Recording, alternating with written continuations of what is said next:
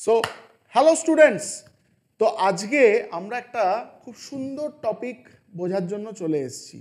ঠিক আছে, সেটা হচ্ছে যে তোমাকে যদি একটা সিস্টেম অফ চার্জ দিয়ে দেওয়া হয়, ধরো দুটো চার্জ আছে, এই দুটো চার্জের জন্য পোটেনশিয়াল এনার্জি কি হবে না হবে সেইটা যদি আমরা ক্যালকুলেট করতে চাই, তাহলে সেটা কিভাবে করব সেটা আমরা আজকে একটু বুঝে নেব। ঠিক আছে, এবং এই ভিডিওটা তোমাদের কাজে লাগবে প্রথমত, মানে ইমিডিয়েটলি আমাদের নেক্সট লেকচার যেখানে আমরা বোর মডেলের অ্যানালিসিসটা করব। ঠিক আছে, সেখানে 1 নম্বর লাগবে। সেকেন্ডলি, আজকে যা শেখাবো এই কনসেপ্ট তোমার সারা জীবন ফিজিক্স এবং কেমিস্ট্রিতে লাগবে। বোঝা গেল? ওকে, সো চলো ব্যাপারটা বুঝে নেওয়া যাক। তাহলে how to calculate the potential energy of a system of charges. ঠিক, বেশ। ধরো আমি কি বলতে চাইছি যে তোমার কাছে ধরো এরকম একটা চার্জ ছিল, ধরে নিলাম এটা একটা পজিটিভ চার্জ। ঠিক, আমি ধরে নিলাম এর চার্জ হচ্ছে সাপোজ প্লাস কিউ বা Q1। ঠিক, বেশ, খুব ভালো কথা। এইবার যেই এখানে একটা পজিটিভ চার্জ তুমি রাখলে, সেটা পজিটিভ নেগেটিভ যা ইচ্ছা হতে পারে, আমি ইন জেনারেল ধরছি ধরো এটা একটা পজিটিভ চার্জ, তাহলে এর একটা ইলেকট্রিক ফিল্ড তৈরি হবে, তাই তো নাকি? এর একটা ইলেকট্রিক ফিল্ড তৈরি হবে, এরকম এরকম সব দিকে বেরিয়ে যাচ্ছে, এরকম একটা ইলেকট্রিক ফিল্ড তৈরি হবে, রাইট? বেশ, খুব ভালো কথা। আপাতত আমরা ইলেকট্রিক ফিল্ড লাইনগুলোকে মুছে দিই। সো সো এই ধরো আমার একটা চার্জ, যেটার চার্জ হচ্ছে প্লাস Q1। বেশ, খুব ভালো কথা। এইবার তোমাকে বলা হলো যে এই ফিল্ডে তুমি একটা নতুন কোনো চার্জ আনলে, যে চার্জটা হচ্ছে আর একটা পজিটিভ চার্জ, যে হয়তো সাপোজ প্লাস Q2। ঠিক, তাহলে আমি বলতে চাইছি যে এইটা আমার প্রথমেই ছিল, this is the mother charge. এই মাদার চার্জের ইলেকট্রিক ফিল্ডে একে যখন নিয়ে আসা হলো, তখন এর পোটেনশিয়াল এনার্জি কত হবে এইটা বের করতে চাওয়া, এইটাই আমরা আজকের ভিডিওতে বের করতে চাইছি। বেশ, খুব ভালো কথা। তো সবার আগে আমি তোমাদের কাছে যেটা জানতে চাই সেটা হচ্ছে হোয়াট ইজ পোটেনশিয়াল এনার্জি। দেখো 9-10 অব দি পোটেনশিয়াল এনার্জি বলতে তোমরা ইমিডিয়েটলি বুঝতে হচ্ছে mgh, তাই তো? এই mgh-টা কি? mgh is not the general potential energy, এটা হচ্ছে গ্র্যাভিটেশনাল পোটেনশিয়াল এনার্জি। তো তাহলে পোটেনশিয়াল এনার্জি জিনিসটা কি সেইটা বোঝাটা বেশি ইম্পর্টেন্ট, তাই তো? মানে in general. Okay, so potential energy is the energy possessed by a body or particle by virtue of its location in a force field. এই ফোর্স ফিল্ড কথাটা ভীষণ ভীষণ ভীষণ ইম্পর্টেন্ট। তাহলে কি বললাম আমি বললাম যে পোটেনশিয়াল এনার্জির ডেফিনিশনটা তাহলে কি দাঁড়াচ্ছে? Potential energy is the energy stored in a body by virtue of its position. এখন কোথায় সেই পজিশনটা? যে কোনো জায়গাতে পজিশনের জন্যই কি পোটেনশিয়াল এনার্জি তৈরি হবে? The answer is no. Potential position in a force field, এই ফোর্স ফিল্ড কথাটা ভীষণ ভীষণ ভীষণ ইম্পর্টেন্ট, কারণ যদি ফোর্স ফিল্ড থাকে তাহলেই কিন্তু পোটেনশিয়াল এনার্জি তৈরি হবে। বোঝাতে পারলাম? বেশ, এখন তাহলে এখানে দেখো এই চার্জটা, এই মাদার চার্জটার জন্য একটা ইলেকট্রিক ফিল্ড আছে, মানে ফোর্স ফিল্ড আছে, সেখানে তুমি এই যে Q2 একে নিয়ে এসে বসিয়েছো, তাহলে এর পোটেনশিয়াল এনার্জি কি হবে আমরা এইটা বের করতে চাইছি। বেশ, তাহলে ডেফিনিশনের সঙ্গে যদি তুমি ম্যাচ করাও, তাহলে due to this charges position in this force field of the mother charge, সেইটা বের করতে চাইছি, তাই তো? ওকে, তো এইটা বের করার জন্য তোমাদেরকে দেখো আমি থাম্ব রুল, যেটা মানে the way to calculate this কি হবে সেটা হচ্ছে potential energy will be equal to the work done by an external force to keep it at that position.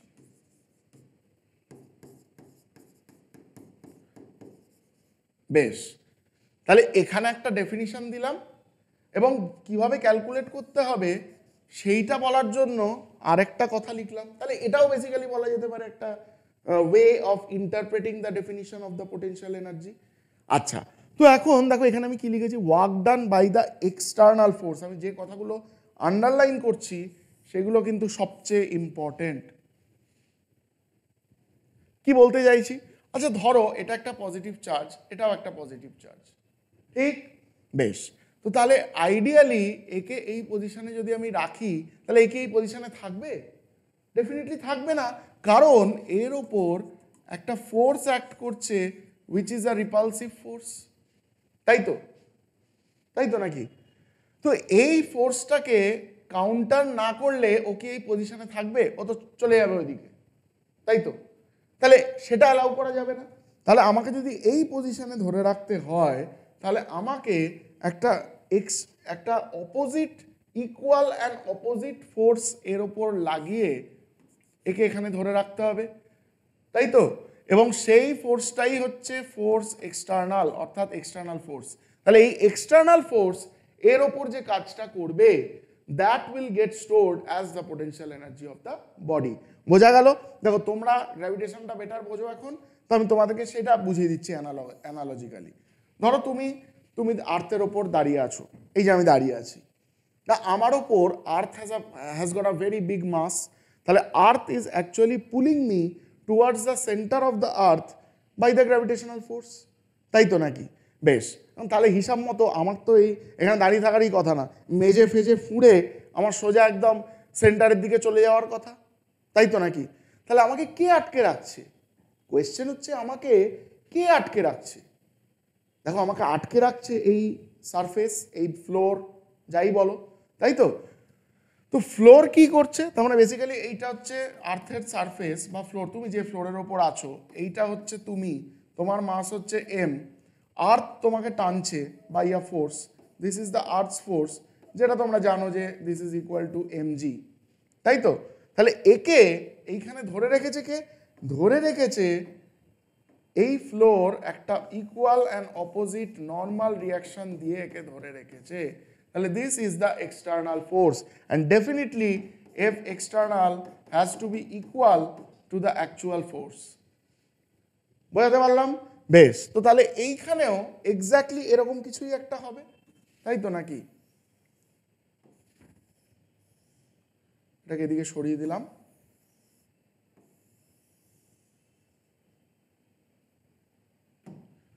Okay, so তাহলে আমি এখানেও লিখতে পারি যে therefore this f external has to be equal to f. Now what is the magnitude of f? আচ্ছা এখানে এটাকে এখানে না লিখে আমরা এটাকে এইখানে লিখি। তাহলে force external must be equal to the actual force, এবং সেটার ম্যাগনিটিউড কত?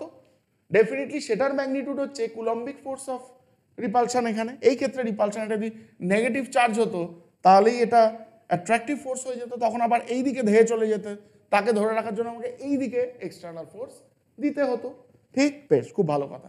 তাহলে F external must be equal to F, তাহলে এইখানে সেই ফোর্সের ম্যাগনিটিউডটা কত?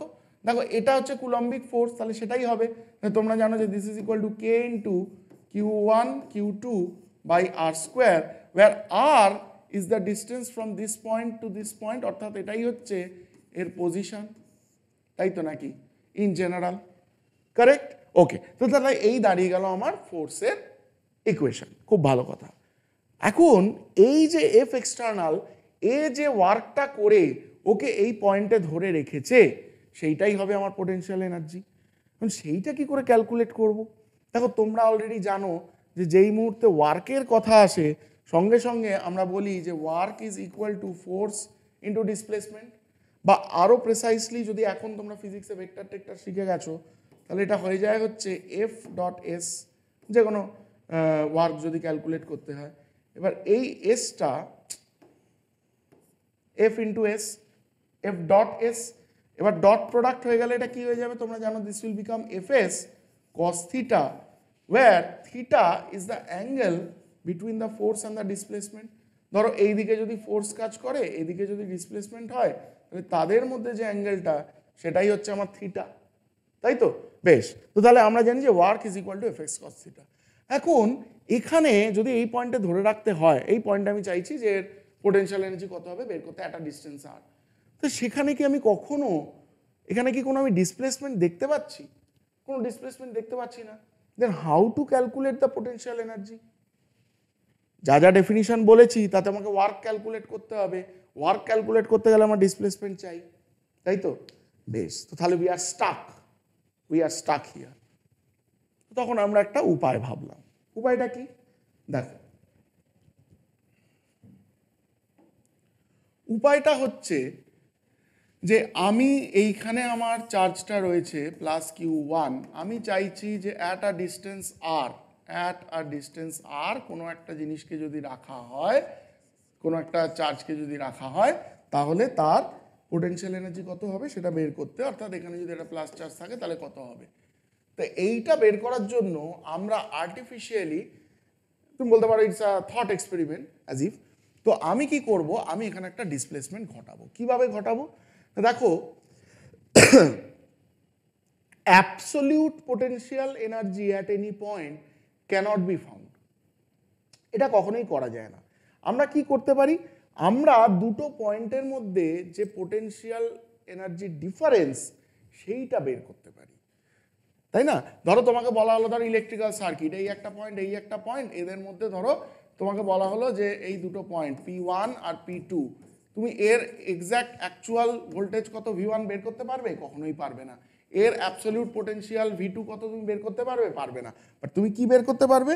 তুমি বের করতে পারবে বেসিক্যালি এই দুটোর মধ্যে যদি পোটেনশিয়াল ডিফারেন্সটা বের করি, তাহলে that will be equal to delta V.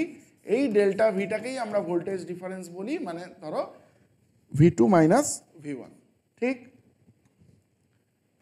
V2 minus V1, এইটাই হয়ে যায় আমার potential difference between this two points, তাই তো? বেশ, খুব ভালো কথা। সিমিলারলি পোটেনশিয়াল এনার্জিও কিন্তু তুমি ডিফারেন্স বের করতে পারো। ওকে, সো ইউজিং দিস কনসেপ্ট আমরা তখন কি ভাবলাম? আমরা ভাবলাম যে তাহলে আমি এরকম কিছু ভাবি, দেখো ফিজিক্সে বা কেমিস্ট্রিতে যেখানে যে পয়েন্টে গিয়ে, ধরো এই যে চার্জটা রয়েছে এইখানে, এই চার্জটার এই পয়েন্টে গেলে আমি একটা এর এফেক্ট বুঝতে পারবো, তাই তো? এখানে গেলে এফেক্ট বুঝতে পারবো, এখানে গেলে পারবো, এখানে গেলে পারবো, এখানে গেলে পারবো, এই করতে করতে ধরো আমি এই ঘরের একদম কোনায় চলে গেলাম। ওই কোনাতে গিয়ে আমি দেখলাম যে না, আর এই চার্জের কোনো এফেক্ট আমি পাচ্ছি না, আর কোনো এর ফিল্ডের আমি ইনফ্লুয়েন্স দেখতে পাচ্ছি না। তাহলে সেই সিচুয়েশানে আমি বলতে পারি যে ওইখানে গেলে যেহেতু আমার এর এফেক্টটা চলে যায়, তাহলে এই চার্জটার রেসপেক্টে ওই ডিস্টেন্সটাকে ফিজিক্সের ভাষায় বলা হয় ইনফিনিটি। বোঝা গেল? তাহলে কোথাও একটা দূরে এরকম একটা পয়েন্ট আছে যেখানে গেলে এর আর কোনো ইনফ্লুয়েন্স আমি বুঝতে পারবো না, আর সেটাকেই আমরা বলবো infinity with respect to this system, ঠিক? ওকে, এবার দেখো ইনফিনিটিতে গেলে যদি ফোর্সই বুঝতে না পারি, ফোর্স ফিল্ডই আর নেই, তাহলে সেখানে কি আমার কোনো এনার্জি থাকবে? ডেফিনেটলি থাকবে না। তাহলে ফিজিক্সের ভাষায় again, the energy at infinity is equal to zero. This is a clause, this is a very important theorem in physics বলতে পারো, যে যেখানে আমার ফোর্স ফিল্ডের ইনফ্লুয়েন্স নেই, যে পয়েন্ট থেকে সেই পয়েন্ট হচ্ছে ইনফিনিটি, সেখানে ফোর্স নেই বলে তাহলে সেখানে potential energy is the energy due to by virtue of its location in a force field, তাই তো? Position in a force field. তো ফোর্স ফিল্ডই নেই, তাহলে পোটেনশিয়াল এনার্জিও নেই, ঠিক? তাহলে এখানে পোটেনশিয়াল এনার্জি জিরো, ঠিক? বেশ, খুব ভালো কথা। এইবার আমি বের করতে চাইছি potential energy at the point R, ঠিক? তো আমি যদি দেখো potential energy is a state function, potential energy is a state function. State function মানে কি? স্টেট ফাংশন মানে হচ্ছে it only depends on the initial and final positions. তুমি যে কোনো দুটো পয়েন্টের মধ্যে যদি বের করতে চাও, যেমন ভোল্টেজ একটু আগেই করলাম, দেখলে V2 মাইনাস V1, এবার মধ্যিখানে কি হচ্ছে না হচ্ছে আমার দেখার দরকার নেই, কোন পাথ দিয়ে এসছে না এসছে কিচ্ছু দেখার দরকার নেই। তাহলে if it is a state function, তাহলে আমি যদি বলি যে তাহলে এই পয়েন্ট অর্থাৎ ইনফিনিটি আর এই পয়েন্ট, মানে from the mother charge distance R এ যে পয়েন্টটা আছে সেইটার পোটেনশিয়াল এনার্জি, আর মাদার চার্জ থেকে ইনফিনিটি দূরে যে পয়েন্টটা রয়েছে তার যে পোটেনশিয়াল এনার্জি, আমরা যদি এটার ডিফারেন্সটা বের করি তাহলে কি পাবো? তাহলে আমি পাবো হচ্ছে potential energy is equal to, মানে delta potential energy is equal to potential energy at r minus potential energy at infinity। ঠিক, এখন বাই ডেফিনিশন আমরা অলরেডি এটা বুঝতে পেরে গেছি, লিখে রেখেছি যে এইটা জিরো হয়ে যায়, তাহলে এই potential energy at infinity is zero, তাই তো? তার মানে এই যে ডেল্টাটা ক্যালকুলেট করবে that will become equal to the potential energy at the distance R. বুঝতে পারলে? তাহলে এইভাবে আমি পয়েন্ট, এই যে এই আর ডিস্টেন্স দূরে যে পয়েন্টে চার্জটা রয়েছে সেইখানে কত পোটেনশিয়াল এনার্জি ওর হবে সেটা পেয়ে যাব। তাহলে আমাকে এইটা ক্যালকুলেট করতে হবে, ডেল্টা পিটা কত। বোঝা গেল? বেশ, তো তাহলে ডেল্টা পিটা আমাকে যদি বের করতে হয় তাহলে ডেল্টা পিটা ক্যালকুলেট করার জন্য আমি আবার কি ইউজ করব? আমি ইউজ করব this definition, work done by an external force to keep it at that position। কিভাবে করব দেখো, আমি হাইপোথেটিক্যালি এই চার্জটাকে তুলে নিয়ে চলে যাব হচ্ছে ইনফিনিটিতে, তার মানে চার্জটা চলে এলো এইখানে। ঠিক, এইবার আমি এই চার্জটাকে এখান থেকে এই পর্যন্ত নিয়ে আসব।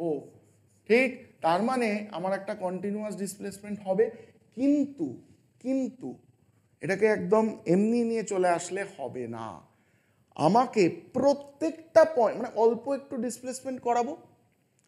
ঠিক, ধরো তুমি এখানে ইনফিনিটিতে ছিল, এখানে force zero, potential energy zero, এবার ফোর্সের ফিল্ডটা শুরু হচ্ছে, ধরো এইটুকু আমি নিয়ে এলাম।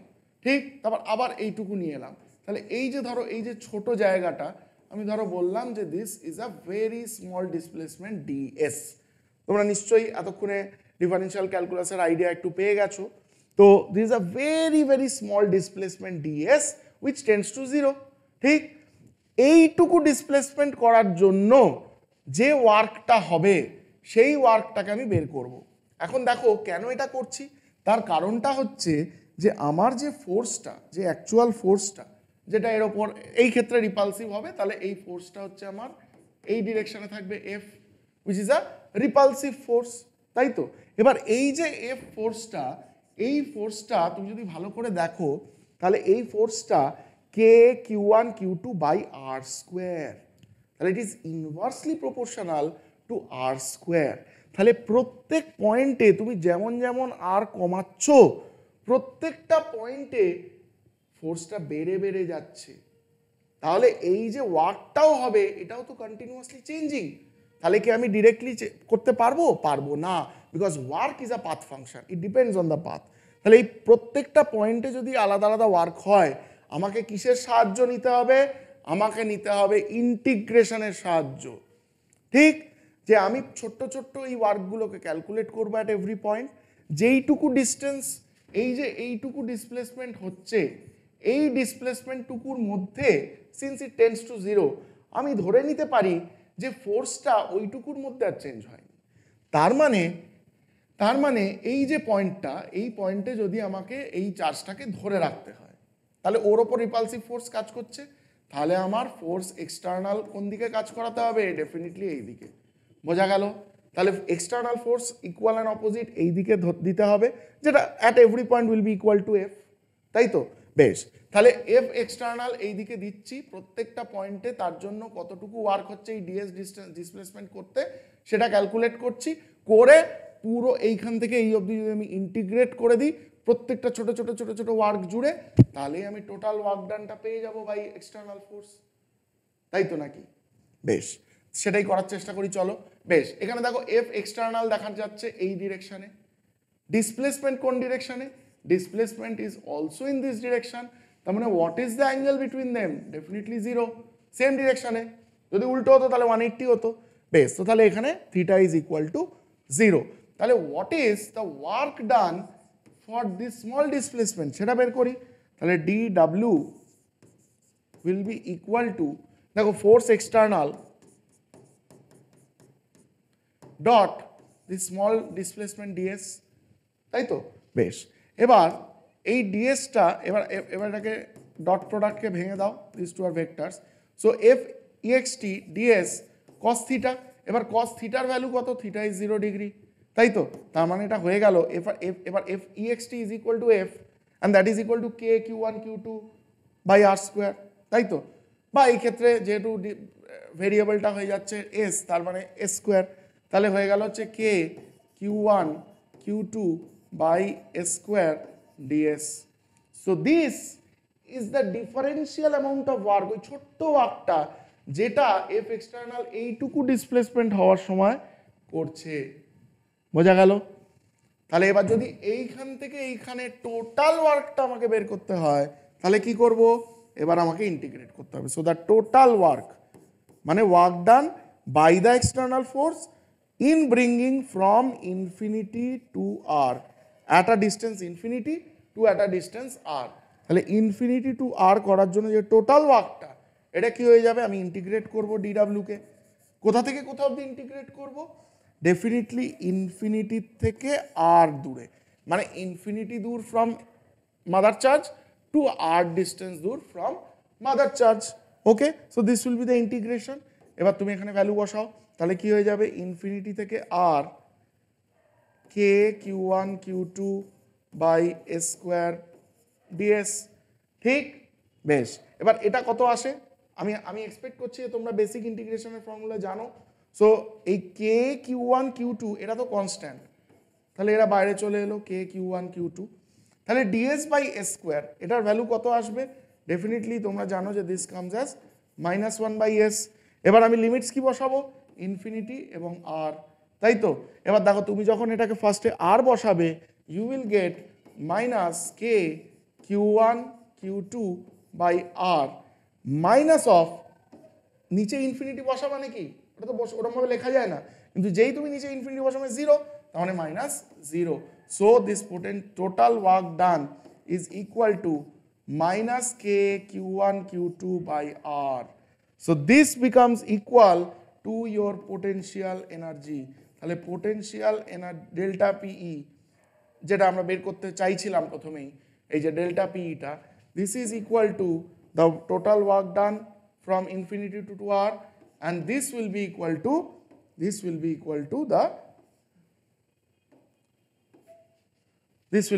to minus k q1 q2 by r. পরিষ্কার? কি করলাম তাহলে, জাস্ট শর্ট রিক্যাপ।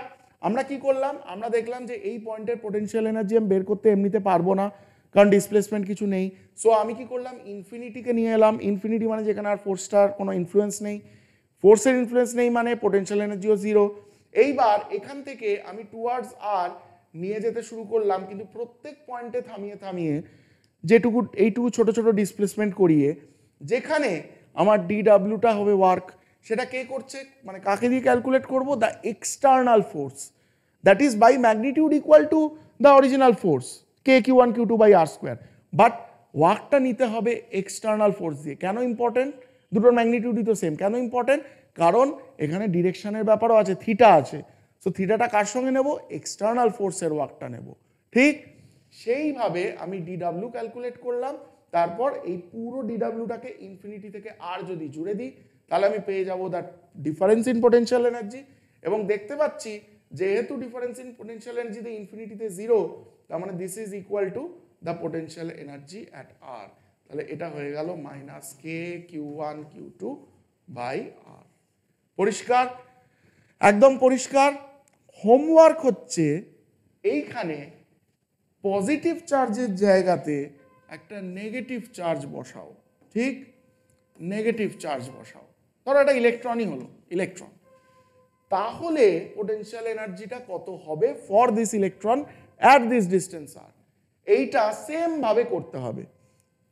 শুধুমাত্র তফাৎটা কোথায় আসবে, তাহলে অ্যালগোরিদম ইজ সেম, যা শেখালাম সেটাই থাকবে, সেম অ্যালগোরিদম। তাহলে চেঞ্জ কোথায় হবে, চেঞ্জ একটাই জায়গাতে হবে, সেটা হচ্ছে দেখো এখানে ইন জেনারেল অরিজিনাল ফোর্সটা কোন দিকে, অরিজিনাল ফোর্সটা তো এই দিকে, অ্যাট্রাকটিভ ফোর্স।